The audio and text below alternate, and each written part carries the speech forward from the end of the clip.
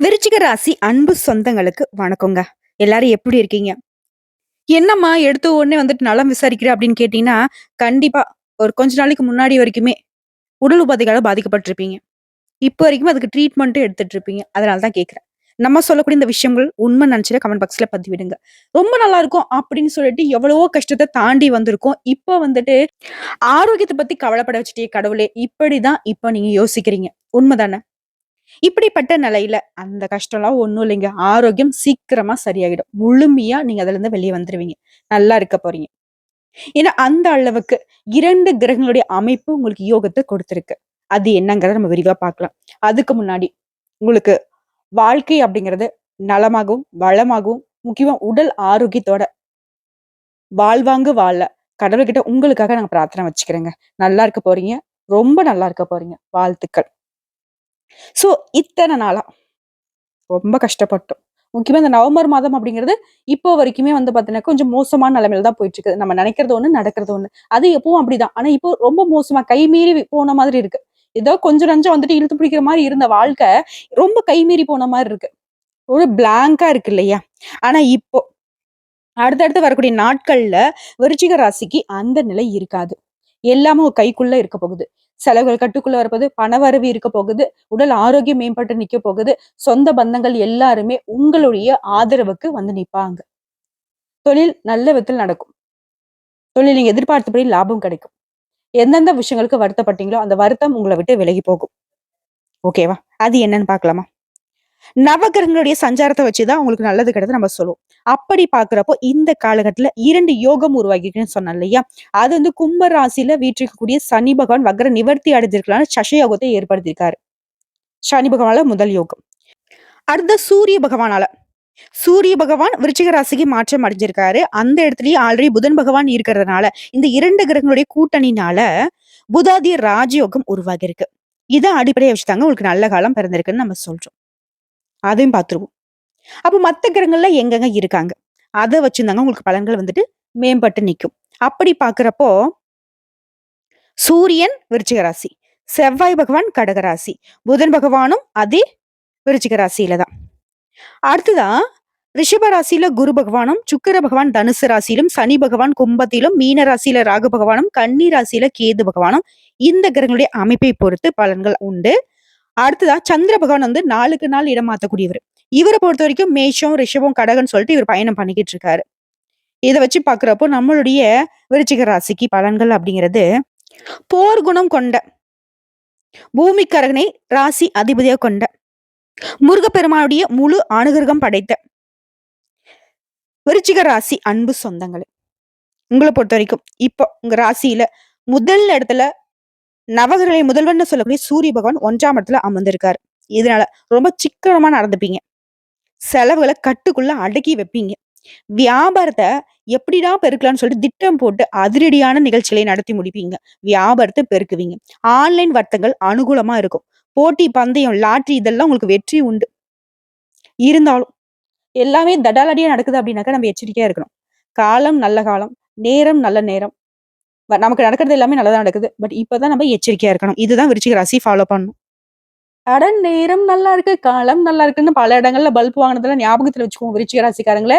கடவுள் குடுக்கறத கரெக்ட்டா பயன்படுத்துங்க. திட்டமிட்டு செயல்படுங்க. உங்களுக்கு நல்லவங்க யாரு, கெட்டவங்க யாருங்கிறது இப்போ புரிஞ்சு காட்டி, நெறைய விஷயங்கள்ல உங்களுக்கு தோல்விகள் தொடரும். "என்ன பாப்பா இப்பதான் வெற்றின்னு சொன்ன, உடனே தோல்வின்னு சொல்ற." நீங்க பயன்படுத்துதுல. ஏனோ தானோ இது வேணாம். என்ன நமக்கு வேணும், என்ன நமக்கு வேணாம். ஒரு நோட்டு, பேப்பர், பேனாவோட உக்காந்துக்கோங்க. ஓகேவா? நோட்டு போட்டு உங்களுக்கு என்ன வேணும்? இப்ப என்ன நடக்குது? நம்ம எப்படி இருக்கணும்? எப்படி இருக்கக்கூடாதுங்கிறத திட்டம் போட்டு செயல்படுத்தியே ஆகணும். ஏன்னா வரக்கூடிய வாய்ப்ப தக்க வச்சுக்கிட்டே ஆகணும். அப்பதான் இனி வரக்கூடிய நாட்களாவது உங்களுக்கு சந்தோஷமான நாட்களா இருக்கும். முன்னாடி இருந்த அந்த கசப்பான நாட்கள்லாம் திரும்ப உங்க வாழ்க்கையில வரக்கூடாதுன்னு நினைச்சீங்கன்னாக்கா, இப்படி நீங்க திட்டம் போட்டு தான் செயல்படுத்தி ஆகணும். அதே மாதிரி சந்திர பகவானுடைய இடம்பெயர்ச்சி அப்படிங்கிறது உங்களுக்கு ரொம்பவே சிறப்பா அமைஞ்சிருக்கு. இதனால வெளிநாட்டுல இருந்து கடிதங்கள் மூலம் வியாபாரம் சம்பந்தப்பட்ட நல்ல செய்திகள் கிடைக்கும். வெளிநாட்டுக்கு வேலைக்கு போகணும்னு நினைக்கிறீங்களா? வேலைக்கு போலாம். வெளிநாட்டுல இருந்து ஏதாவது வியாபாரம் சம்பந்தமான விஷயங்கள் எல்லாமே உங்களுக்கு சாதகமான முடிவு கொண்டு வரும். நல்ல செய்திகளா வரும். அது வேலையில இருக்கீங்க. தனியார் துறையோ, இல்ல அரசாங்க துறையோ, மேல் அதிகாரியுடைய ஆதரவால வேலை மாறுவீங்க. சம்பள உயர்வு கிடைக்கும். அரசாங்க ஊழியர்களுக்கு பொறுத்தவரைக்கும் பதவி உயர்வுங்கிறது கட்டாயம் உண்டு. சம்பள உயர்வும் உண்டு. செவ்வாய் பகவான பொறுத்தவரைக்கும் உங்களுடைய அதிபதி இல்லையா? அவர் வந்து என்ன பண்றாரு? 9ஆம் இடத்துல இருக்காரு. இதனால எதிரிகளுடைய பலம் அப்படிங்கிறது எப்படி அதிகரிச்சு நின்னாலும், அவங்க உங்களுக்கு எவ்வளவு இடையூறு குடுக்கணும்னு நெனச்சாலும், அது எல்லாமே மாறும். அதாவது பூனைய கண்ட எலி மாதிரி அடங்கி ஓடுவாங்க, ஒளிவாங்க. கணவன் மனைவி சண்டை சச்சரவெல்லாம் மாறப்போது. ஒருத்தருக்கு ஒருத்தர் புரிஞ்சுப்பீங்க. ஆனா, விருச்சிக ராசிய பொறுத்தவரைக்கும் எப்பவுமே தன்னுடைய வாழ்க்கை துணைக்கிட்ட விட்டு குடுத்து நடந்துக்கணும். உன்னுடைய வாழ்க்கை துணையுடைய பேச்சுக்கு மரியாதையும், மதிப்பும் குடுக்கணும். முக்கியமா அவங்களுடைய ஆலோசனை நீங்க ஏத்துக்கிட்டு நடக்கணும். அவங்கள விட ஒரு சிறந்த உங்களுக்கு வழிகாட்டி யாரும் கிடையாது. அத ஃபர்ஸ்ட்டு உணர்ந்துக்கோங்க. உங்களுக்கு சூதுவாது தெரியாது. ஆனா உங்களுடைய வாழ்க்கை துணைங்கிறது உங்களுடைய சூதுவாது யாரெல்லாம் பயன்படுத்துறாங்கிறத அக்யூரேட்டா பிளான் பண்ணி சொல்லுவாங்க. வேணா இது உண்மை நெனச்சா கமெண்ட் பாக்ஸ்ல பதிவிடுங்க. நீங்க இப்ப கஷ்டப்படுவீங்க. ஆனா அது முன்னாடியே அவங்க உங்களுக்கு அறிவுறுத்தியிருப்பாங்க. அத நீங்க வந்து அலட்சியப்படுத்தியிருப்பீங்க. இனிமேலும் அப்படி இருக்கக்கூடாதுன்னு நினைச்சீங்கன்னா, கண்டிப்பா உங்களுடைய வாழ்க்கை துணைய பக்கபலமா வச்சுக்கோங்க. அவங்க சொல்றத நல்லது கெட்டத வந்துட்டு அவங்ககிட்ட ஷேர் பண்ணி, ஒருத்தருக்கு ஒருத்தர் வந்துட்டு அனுசரணையா வாழ பழகிக்கோங்க. அதுதான் உங்களுக்கு வெற்றியை தொடர்ந்து கொடுக்கும். அடுத்த புதன் பகவான பொறுத்தவரைக்கும் உங்களுடைய ராசிக்கு 1ஆம் இடத்துல இருக்காங்க. ஆல்ரெடி அங்க தானே சூரிய பகவான் இருக்காரு. இவங்க 2 பேருனால தான் புதாதிய ராஜ்யோகம் உருவாகிருக்கு. இது வந்து உங்களுக்கு நல்ல காலம். நீண்ட நாளா ஆசைப்பட்ட வண்டி வாகனங்கள வாங்கி நிறுத்துவீங்க. சந்தோஷப்படுவீங்க. அரசாங்க வேலை கிடைக்கும். சூரிய பகவான் யார் ஒருத்தங்களுக்கு நல்ல நிலைமையில இருக்காங்களோ, அவங்களுக்கு அரசாங்க உத்தியோகம் உறுதி. அரசு சம்பந்தப்பட்ட ஒப்பந்தங்கள் கிடைக்கும். அடுத்த குரு பகவான் உங்க ராசிக்கு 7ஆம் இடத்துல இருக்காரு. வீட்ல குழந்தை செல்வம் கிடைக்கும். செல்வ செழிப்பு மேலோங்கும். விவசாய நிலங்கள வாங்குவீங்க. சொத்து சேர்க்கைக்கு அதிக வாய்ப்பு இருக்கு. வெளிநாட்டு பயணம் போவீங்க. அடுத்த சுக்கிர பகவான் உங்க ராசிக்கு 2ஆம் வீட்ல இருக்காரு. மத்தவங்க செய்ய யோசிக்கிற காரியத்த ரொம்ப மனதைரியத்தோட செஞ்சு முடிப்பீங்க. அதான் ஒருத்தவங்க வந்து பயப்படுறாங்க அப்படின்னாக்கா, அது வந்து அசால்ட்டா செய்வீங்க. தொழில் துறையில அதிகமா அக்கறை செலுத்துவீங்க. மத்தவங்க பார்த்து அப்படியே ஆச்சரியப்படக்கூடிய அளவுக்கு உங்களுடைய செயல்பாடுகள் வீரியம் எடுக்கும். "ஏய் என்னப்பா சாதாரணமா செஞ்சுட்ட? ஏய் நீயா செய்யறது? சின்ன சின்ன விஷயத்துக்குலாம் பயந்து ஒதுங்குவியேப்பா." இப்படி மத்தவங்க ஆச்சரியப்படக்கூடிய அளவுக்கு உங்க செயல்பாடுகள் வேகம் எடுக்கும். விவேகத்துல செயல்பட போறீங்க. வெற்றி கனியை பறிக்க போறீங்க. அடுத்து சனி பகவான பொறுத்தவரைக்கும் உங்க ராசிக்கு 4ஆம் இடத்துல இருக்காரு. இவர் யாரு? தொழில்காரகன். உங்ககிட்ட யாரெல்லாம் தொழில்ல போட்டியா இருக்காங்களோ, அவங்கள ஜம்பலாம் உங்ககிட்ட பலிக்கவே பலிக்காது. "தம்பி இது செல்லாதுப்பா போ போ வீட்ல யாருனா பெரியவங்கள கூட்டு வாங்க" அப்படின்ற அளவுக்கு விருச்சிகம் சும்மா பூந்து விளையாட போறீங்க. உங்கள பார்த்தாலே அந்த புலி ஊரும்புது புலி ஊரும்புது, இடி இடிக்குது இடி இடிக்குது, வரான் பாரு வேட்டைக்காரன். இப்படிதான் ஓடுவாங்க தல தெறிக்க. எதிரிகள்லாம் வந்து நடுங்க போறாங்க. அந்த அளவுக்கு விருச்சிக ராசிக்கு சூப்பரான காலகட்டம். அடிச்சு நவுத்த போறீங்க. கேட்கிறப்பயே நல்லா இருக்குல்ல. இதுக்கெல்லாம் என்ன பண்ணணும்? திட்டம் போடணும். திட்டம் போடுறத செயல்படுத்தணும். காலந்தாமதம் பண்ணக்கூடாது. யாரையும் நம்பக்கூடாது. விருச்சிக ராசிக்காரங்களே இத மட்டும் ஃபாலோ பண்ணீங்கன்னா, இன்னும் நான் பாடுன பாட்டு உங்களுக்கு தான். டெடிகேட்டட் டூ யூ ஆல் விருச்சிக ராசி. அடுத்ததான் பொருளாதார நிலை அப்படிங்கிறது உயர்வா இருக்குப்பா. பொருளாதார சேர்க்கை வந்துட்டு அதிகரிக்க போறீங்க. பொன் பொருள் சேரும். சொத்து சேர்த்துருவீங்க. விருச்சிக ராசிகிட்ட சொத்து இல்லன்னு இனி யாருனா சொல்ல முடியுமா என்ன? உங்களுடைய அதிபதி நெனச்சாதான் மத்தவன்லாம் ஒரு கைப்பிடி மண்ணு கையில புடிக்க முடியும். அப்போ நீங்க எப்படி? உங்க கைய விட்டு போன சொத்து கூட, "தம்பி இந்தாப்பா உன் சொத்த நீயே வச்சுக்கோன்னு" கொண்டு வந்து குடுப்பாங்க. நீங்க இழந்திருக்க மாட்டீங்க. உங்க முன்னோர்கள் இழந்த சொத்து கூட திரும்ப உங்கள வந்து தேடி வரும். அடுத்து ராகு பகவான பொறுத்தவரைக்கும் உங்க ராசிக்கு 5ஆம் இடத்துல இருக்காரு. குழந்தைகள் விஷயத்துல கொஞ்சம் கவனமா இருக்கணும். சின்ன சின்ன மருத்துவ செலவுகள் வரதுக்கு வாய்ப்பு இருக்கு. அடுத்து கேது பகவான பொறுத்தவரைக்கும் 11ஆம் இடத்துல இருக்காரு. வெளிநாட்டுல இருந்து நல்ல செய்திகள் தேடி வரும். இப்ப உங்களுக்கு பாதிப்பு குடுக்குறது வந்து ராகு பகவான் தான். இவர சரி கட்டணும். என்ன பண்ணலாம்? ஒவ்வொரு நாளும் துர்க்கை அம்மன வழிபாடு செய்யுங்க. முக்கியமா செவ்வாய், வெள்ளிக்கிழமைகள்ல, ராகு கால வேளையில துர்க்கை அம்மன் கிட்ட மண்டியிட்டு, கையேந்தி, நல்லெண்ணெய் தீபம் ஏற்றி வழிபாடு செய்வதன் காரணமா, இந்த ராகு பகவானால உங்களுக்கு ஏற்படக்கூடிய பாதிப்புகள் சரியாகும்.